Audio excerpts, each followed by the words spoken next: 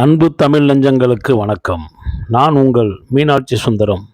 இப்பொழுது எழுத்தாளர் கோணங்கி அவர்கள் எழுதிய மதினிமார்களின் கதை என்கிற சிறுகதையைத்தான் உங்களுக்கு சொல்லப் போகிறேன். அதற்கு முன் இந்த கதை வனத்தை இதுவரை சப்ஸ்கிரைப் செய்யாதவர்கள் சப்ஸ்கிரைப் செய்து கொள்ளும்படி கேட்டுக்கொள்கிறேன்.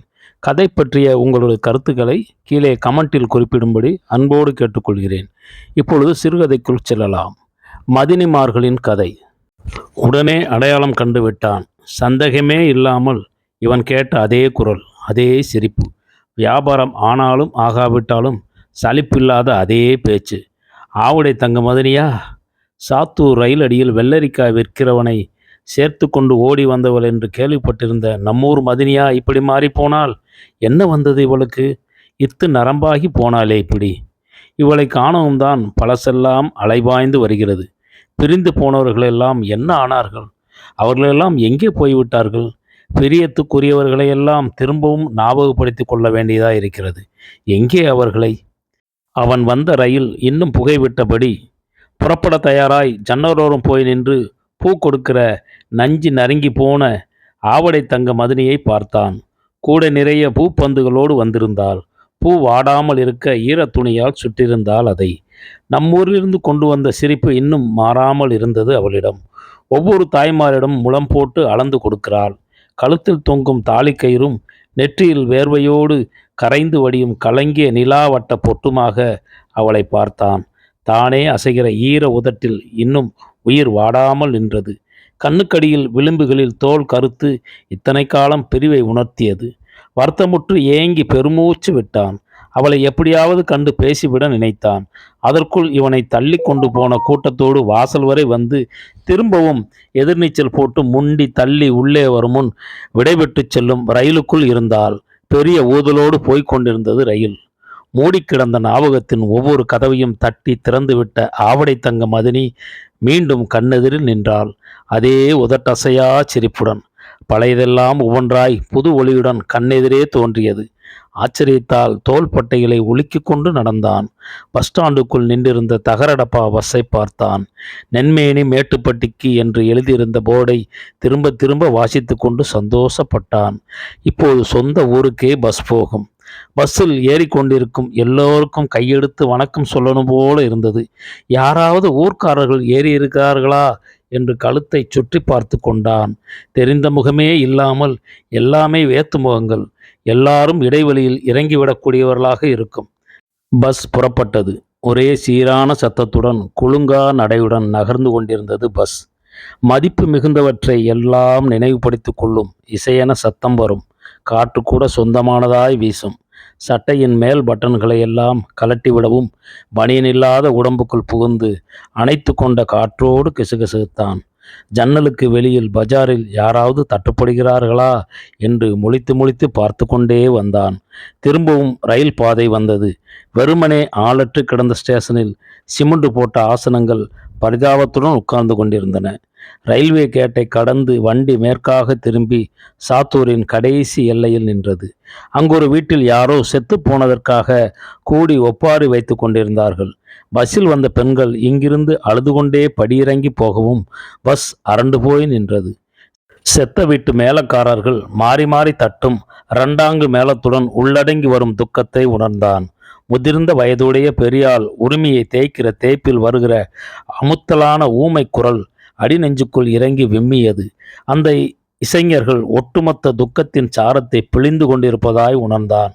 யாராலும் தீர்க்க முடியாத கஷ்டங்களை எல்லாம் அடிவயிற்றிலிருந்து எடுத்து ஊதிக்கொண்டிருந்த நாயனக்காரனின் ஊதல் போகிற பஸ்ஸோடு வெளியில் வந்து கொண்டிருந்தது. என்றோ செத்துப்போன பாட்டியின் கடைசி யாத்திரை நாள் நினைவுக்கு வந்தது. மையானக்கரையில் தன் மீசை கிருதாவை இழந்த தோற்றத்தில் மொட்டை தலையுடன் இவனது ஐயா வந்து நின்றார்.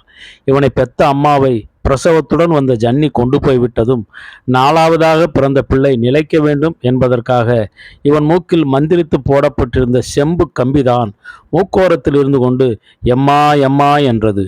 அம்மா இல்லாவிட்டாலும் தெற்கு தெரு இருந்தது. மேலெலும்பும் புழுதி கிடந்தது. அங்கு புழுதி மடியில் புரண்டு விளையாட, ஓடி பிடிக்க, ஏசி பேசி மல்லுக்கு நிற்க தெற்கு தெரு இருக்கும். எல்லாத்துக்கும் மேலாக இவன் மேல் உசுரையும் பாசத்தையும் சுரந்து கொண்டிருக்க மதினிமார் இருந்தார்களே, வீட்டுக்கு வீடு வாசல்படி நின்று கொண்டு இவனையே வைத்தக்கண் வாங்காமல் பார்த்திருக்கும் சமஞ்ச குமரெல்லாம் செம்புகம் செம்புகம் என்று மூச்சு விட்டு கொண்டார்களே. பல ஜாதிக்காரர்களும் நிறைந்த தெற்கு தெருவில் அந்யோன்யமாக இருந்தவர்களெல்லாம் நினைவு கூர்ந்தான். தனிக்கட்டையான தன் ஐயா கிருஷ்ணதேவர் திரும்பவும் மீசை முளைத்து கிருதாவுடன் இவன் முன் தோன்றினார். அடே செம்புகம், எலை என்று ஊர் வாசலில் நின்று கூப்பிடும்போது இவன் ஓய் ஓய் என்ற பதில் குரல் கொடுத்தபடி கம்மாய்க்கு அடியில் விளிம்போரம் உட்கார்ந்து மீன் பிடித்து கொண்டிருந்தான். தூண்டிலை எடுத்து அலையின் மேல் போடுவான். மீன் இருக்கும் இடமறிந்து மெல்ல மெல்ல நகர்ந்து கொண்டே அத்தம் வரை போவான். பண்டார விட்டு மதினிமார்கள் எல்லாம் மஞ்ச மசால் அரைத்து வைத்து ரெடியாக காத்திருப்பார்கள், கொழுந்தன் வருகிறாரா என்று. அடிக்கொரு தரம் குட்டக்கத்திரிக்காய் மதினியை தூதனுப்பி தகவல் கேட்டுக்கொள்வார்கள். தண்ணிக்குள் நீந்தி திரியும் மீனாக இவன் தெருவெல்லாம் சமஞ்சு நிற்கும் மதினிமார் பிரியத்தில் நீந்தி சென்றான். ஒரு மீனை கண்டது போல எல்லோரும் சந்தோஷப்பட்டார்கள். கீக்காட்டு கருப்பாய் கரேர் என்ற அந்த கருப்பு ஒட்டி கொள்ள, ஐயோ மதினி கிட்ட வராத வராத என்று சுப்பு மதினியை விட்டு தப்பி ஓடினான். பனையேறி நாடார் வீட்டு சுப்பு மதினிக்கும் புஷ்பத்துக்கும் இவன் மேல் கொள்ளை பிரியம். நாங்கள் 2 பேருமே செம்புகத்தையே கட்டிக்கிட போறோம் என்று ஒத்தை காலில் நின்று முரண்டு பண்ணுவதை பார்த்து இவன் நிசத்துக்கே அழுதபடி மாட்டேன் மாட்டேன் மாட்டேன் போ என்று தூக்கி எறிந்து பேசினான். உடனே அவர்கள் ஜோடி குரலில் கலகலவென சிரித்து விடவும் ஓட்டமாய் ஓடி மறைவான் செம்மகம். குச்சியாய் வளர்ந்திருக்கும் சுப்பு மதினியும் இரட்டைச்சடை புஷ்பமும் ஒவ்வொரு அந்தியிலும் பனங்கிழங்கு, நொங்கு, தவுன், பனம்பழம் என்று பனையிலிருந்து பிறக்கிற பண்டங்களோடு காத்திருப்பார்கள் இவனுக்காக. இவனை காணாவிட்டால் கொட்டானில் எடுத்துக்கொண்டு தேட ஆரம்பித்து விடுவாள் இரட்டைச்சடை புஷ்பம். பனையேறி சேருமுக நாடார் வீட்டுக்கு கள்ளு குடிக்க போகும் ஐயாவுக்கும் இரட்டை சடைக்கும் 7ஆம் பொருத்தமாய் எந்நேரமும் சண்டைதான். அவளை மண்டையில் கொட்டவும் சடையை பிடித்து இழுக்கவும், இந்த வயசிலும் கிட்டத்தை அவருக்கு நட்டன போகல என்று சேருமுக நாடார் சிரித்து கொள்வார். ஒய் மர்முனே என்ற கீக்காட்டு பேச்சில் தாப்பனும் மோனும் பனையேறி மோளை கொண்டு போயிடுவீங்களோ, சோத்துக்கு எங்கே போட்டுனா மடத்துக்கு போயிடுவா என்று கல்லு நுரை மீசையில் தெரிக்க பேசுவார் நாடாரு. இதை கேட்ட ஐயாவுக்கு கெக்க என்று சிரிப்பு வரும் வெகுளியாய். ஊருக்கு கிணறு வெட்டப் போகும் இவன் ஐயாவும் தெற்கு தெரு இளவட்டங்களும் கோழி கூப்பிடவே மம்பட்டி, சம்பட்டி, கடப்பாறை ஆப்புகளோடு போய் விடுவார்கள். சுத்துப்பட்டி சம்சாரிமார்கள் கிருஷ்ணதேவன் தோண்டி கொடுத்த கிணத்து தண்ணீரில் பயிர் வளர்த்தார்கள். ஐயா கிணத்து வேலைக்கு போகும் தெரு தெருவாய் சட்டி பானையில் உருட்டி தின்பதற்கு ஊரின் செல்லப்பிள்ளையாய் மதினிமார் இவனை தத்தெடுத்திருந்தார்கள். இவனுக்கு ஓசிக்கஞ்சி, சட்டிப்பானை உருட்டி, புது மாப்பிள்ளை என்று பட்டங்களும் உண்டு. ராத்திரி நேரங்கள் எடுக்கிற நடுசாம பசிக்கு யார் வீட்டிலும் கூசாமல் நுழையும் அடுப்படி பூனையாகி விடுவான். இவன் டவுசர் சட்டை முழங்கால் முட்டில் அடுப்பு கறி ஒட்டியிருக்கும். தெரு வடத்தில் குடியிருக்கும் மானசாமி தேவரோடு சரிசமமாய் இருந்து வெத்தலை போட்டுக்கொண்டு தெரு தெருவாய் புருச் புருச் என்று துப்பிக்கொண்டே போய் பண்டார வீட்டு திண்ணையில் உட்கார்ந்து கொள்வான். மாப்பிள்ளை சோறு போடுங்கத்தா தாய்மார்களா என்றதும் கம்பங்கஞ்சியை கரைத்து வைத்து சாப்பிட வாங்க மாப்பிள்ள என்று சுட்ட கருவாட்டுடன் முன் வைப்பார்கள். நாளைக்கு கல்யாணமாகி போற காளியம்மா மதினி கூட வளையல் குலுங்க இவன் கன்னத்தை கிள்ளி விட்டு ஏச்சங்காட்டுவாள். இந்த காளியம்மா மதினிக்கு சிறுசில் இவனை தூக்கி வளர்த்த பெருமைக்காக இவன் குண்டிச்சிறங்கெல்லாம் அவள் இடுப்புக்கு பரவி அவளும் சிறங்கு பத்தியாய் தண்ணிக்கூடம் பிடிக்க முடியாமல் இடுப்பை கோணி கோணி நடந்து போனாள். இப்போதும் சிறங்கு தடம் அவள் இடுப்பில் இருக்கும்.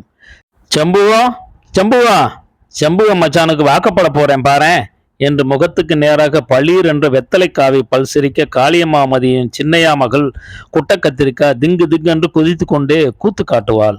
அட போடி குட்டச்சி போடி என்று முணுமுணுத்தபடி இவன் மூக்குக்கு மேலே கோபம் வரும். அவள் உடனே அழுது விடுவாள். மைனே மைனே அழுவாத மைனே என்று முகம் கோணி நிற்கும் குட்டக்கத்திரிக்காயை சமாதானப்படுத்த கடைசியில் இவன் கிச்சனங்காட்டவும் தான் அவர் உதட்டிலிருந்து முத்து உதிரும் சிரிப்பு வரும். வாணிய செட்டியார் வீட்டு அமராவதி மதினி அரைச்ச மஞ்சளாய் கண்ணுக்கு குளிர்ச்சியான தோற்றத்துடன் பண்டார வீட்டு திண்ணைக்கு வருவாள். அவளை கண்டதுமே கூனி குறுகி வெக்கப்பட்டு போய் குருவு மதினி முதுகுக்கு பின்னால் ஒளிந்து கொண்டு சிரிப்பான் செம்பகம். மேட்டுப்பட்டி நந்தவனத்தில் பூக்கிற ஒவ்வொரு பூவும் அமராவதி மதினி மாதிரி அழகானது. தாவாரத்தில் இருந்து கொண்டே எந்நேரமும் பூக்கட்டும் குருவு மதினி அமராவதிக்கென்றே தனி பின்னல் போட்டு முடிந்து வைத்திருக்கும் பூப்பந்தை விலையில்லாமலே கொடுத்து விடுவாள். குருவு மதினிக்கும் அமராவதி மதினிக்கும் கொழுந்தம் புள்ள மேல் தீராத அக்கறை. அவன் குளித்தானா சாப்பிட்டானா என்பதிலெல்லாம் ஊத்தை பல்லோடு தீவனம் தின்றால் காதை பிடித்து திருகி விடுவாள் அமராவதி மதினி. கண்டிப்பான இவளது அன்புக்கு பணிந்த பிள்ளையாய் நடந்து கொண்டான் செம்பகம். இவனது எல்லா சேட்டைகளையும் மன்னித்துவிட குருமதினால்தான் முடியும். எளிய பண்டாரம் மகளின் நேசத்தில் இவன் உயிரையே வைத்திருந்தான். சொத்துப்பட்டிக்கெல்லாம் அவளோடு பூ விற்க போனான். காடுகளெங்கும் செல்லங்குஞ்சி பேசிக்கொண்டார்கள் இருவரும். இவன் வெறும் வீட்டுச் செல்ல பிள்ளையானான். குருமதினின் ஐயாவுக்கு காசம் வந்து வீட்டுக்குள்ளேயே எருமிக் கொண்டு கிடந்தார். அவரை கூட்டிக் கொண்டு போய் ஆசாரி பள்ளத்தில் சேர்ப்பதற்காக ராப்பகலாய் பூ கட்டினாள். அவளுக்கு நார் கிழித்து கொடுத்து ஒவ்வொரு பூவாய் எடுத்து கொடுக்க அவள் சேர்ப்பதை விரல்கள் மந்திரமாய் பின்னுவதை பார்த்து கொண்டே பசிக்கும் வரை காத்திருப்பான். பசித்ததும் மூஞ்சியை குறாவி கொண்டு குறைச்சாலம் போடுவான். இந்த வந்துட்டேன் என்று எழுந்து வந்து பரிமாறுவாள் குருமதினி. சீக்காளி ஐயாவை கூட்டிக் கொண்டு போக வேண்டிய நாள் வந்ததும் இவனையும் ஆசாரி பள்ளத்துக்கு கூட்டிக் கொண்டு போனாள். வரும்போது 2 பேரும் பொண்ணு மாப்பிள்ளையா வாங்க என்று எல்லாரும் கேலி பண்ணி சிரித்து அனுப்பினார்கள். மலையாளத்துக்கு கிட்டையே இருக்கும் அந்த ஊரில் 4 மாசம் மதினியோடு இருந்தான். அப்பவெல்லாம் இவள் காட்டிய நம்பவே முடியாத பாசத்தால் இவன் ஒரு சான் வளர்ந்து கூட விட்டான். சுகமாகி வரும்போது ஐயாவுக்கு வேட்டியும் இவனுக்கு கட்டம் போட்ட சட்டையும் ஊதா டவுசரும் எடுத்து கொடுத்து கூட்டி வந்தாள். குருமதினிக்கு எத்தனையோ வயசான பின்னும் கல்யாணம் நடக்கவில்லை. குருமதினிக்கு கல்யாணமானால் ஊரை விட்டு போய்விடுவாளோ என்று பயமாக இருக்கும். மைனே மைனே, நீ வாக்கப்பட்டு போயிடுவ மைனே என்பான். என்ற ஆசா செம்புகத்தை கெட்டிக்கிட்டதான் ஆண்டவன் எழுதியிருக்கான் புள்ள என்றாள். மெய்யாகவே அவள் சொல்லை மனசில் இருத்தி வைத்து கொண்டான் செம்பகம். கீக்காட்டிலிருந்து பஞ்சம் பிழைக்க வந்த ராசாத்தி அத்தையும் அவளது 6 பொட்ட பிள்ளைகளும் எப்போது பார்த்தாலும் பூந்தோட்டத்தில் அக்கறையாய் பூவை எடுத்து கொண்டு வந்து கொட்டானுக்கு ஆளாக்கு தானியத்தை கூலியாக வாங்கி கொண்டு போனார்கள்.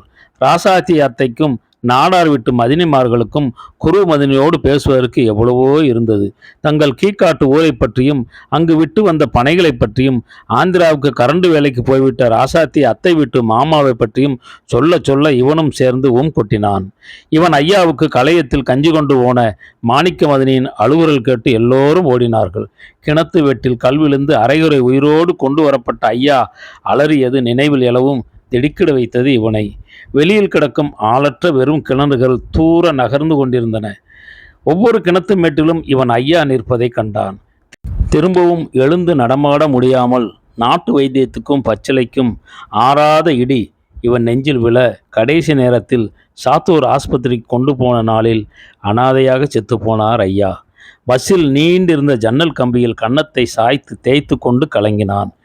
அன்று சாத்தூரில் ரயில் ஏறியதுதான். ஒவ்வொரு ஸ்டேஷனிலும் ரயில் நின்று புறப்படும் போது மதினிமார்கள் கூப்பிடுகிற சத்தம் போடும் ரயில். ஐயாவின் நினைவு பின்தொடர சாத்தூர் எல்லையில் கேட்ட உரிமையின் ஊமை குரல் திரும்பவும் நெஞ்சில் இறங்கி விம்மியது. சூழ்ந்திருந்த காடுகளும் பனைமரங்களும் உருண்டு செல்ல பஸ்ஸிற்கு முன்னால் கிடக்கும் தார் ரோடு வேகமாய் பின்வாங்கி ஓடியது. ஜன்னல் வழியாக மேகத்தை பார்த்தான்.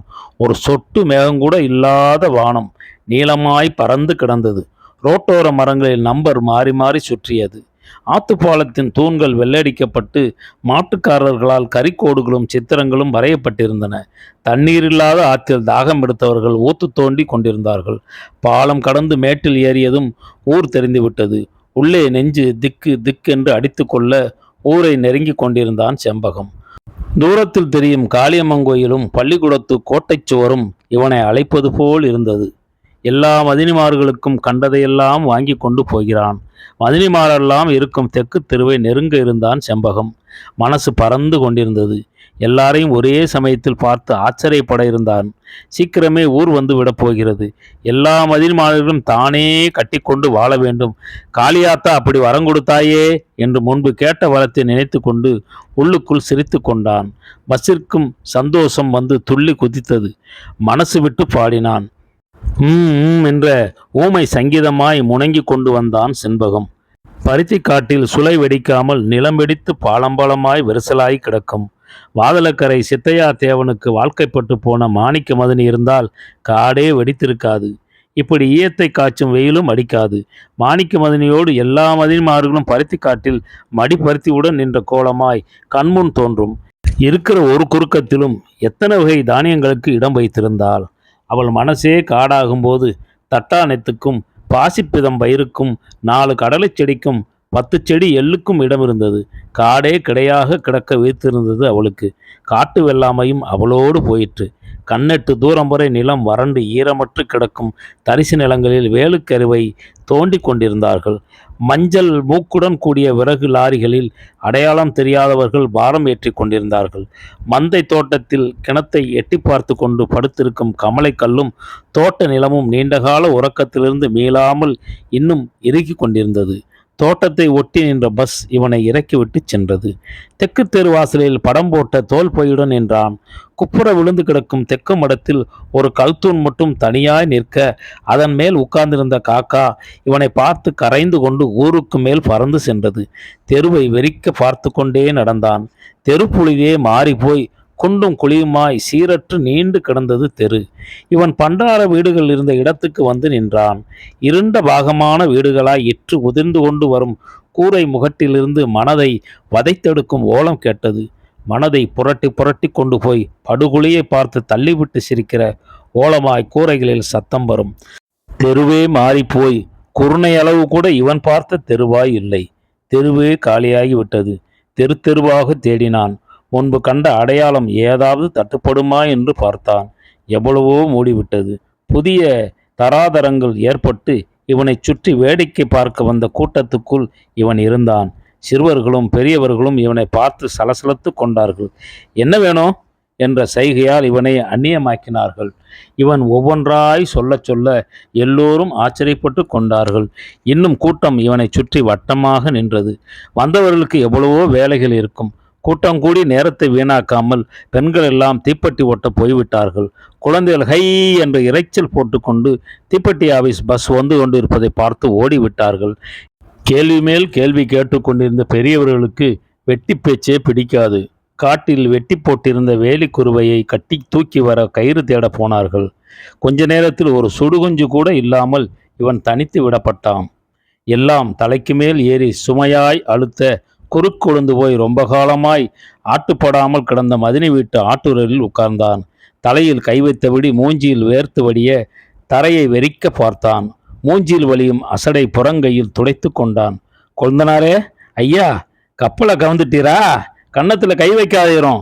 செல்ல கொழுந்தனாரே, ஐயா என்று எல்லா மதினிமார்களும் கூடி வந்து எக்கண்டம் பேச அவர்கள் மத்தியில் இருக்க வேண்டியவன் இப்படி மூச்சு திணறி போய் ஆட்டூரில் உட்கார்ந்திருக்கும்படி ஆனது. நாளைக்கு மீண்டும் ஓடிப்போன செம்பகமாய் நகர பெருஞ்சுவர்களுக்குள் மறைந்து போவான். இருண்ட தார் விரிப்பின் ஓரங்களில் உருவமே மாறிப்போய் பேரு இரைச்சலைக்குள் அடையாளம் தெரியாத நபராகி அவசர அவசரமாய் போய்க் கொண்டிருப்பான் செம்பகம். நன்றி, வணக்கம்.